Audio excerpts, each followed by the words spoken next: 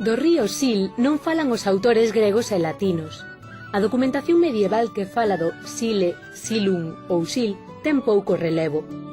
O Sil, no seu curso polo Bergidum, hoxe Bierzo, e polas terras dos Gigurri e Tiburi, é dicir Valdeorras e Tribes, é río do Conventus Asturum, pero é de Galaequia máis ou menos desde o seu afluente na Bea.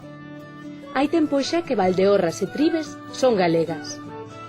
O Sil regou no Bierzo terras rubias de riqueza mineira grande e, por tanto, de interese para os romanos. Recórdese que furaban os montes con túneles e despois metíanlles trombas de auga que provocaban que o monte se esbarroncase enteiro. Era a ruína Montium para o telo ouro en las médulas de Carucedo. E como o minio era parte desa riqueza, xa vimos outro día que os antigos creron que o río Miño debió seu nome a ese mineral. A cousa complícase con que en Vitruvio ou Plinio temos o nome común sil para ocre, óxido de ferro, empregado como pigmento, e nome quase sinónimo do xa visto minius, minio. O paso último e fácil foi entender que o río Sil debo seu nome a ese ocre que abunda nas terras bercianas.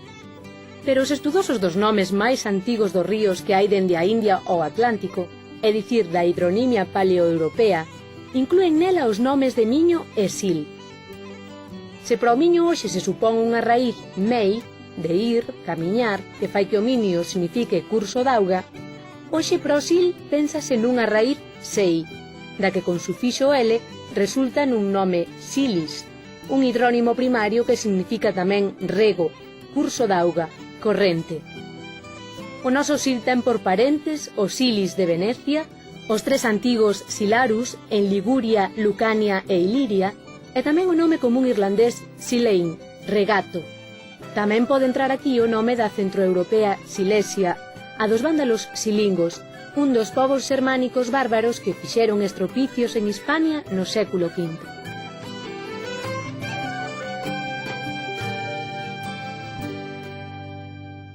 Ben falado.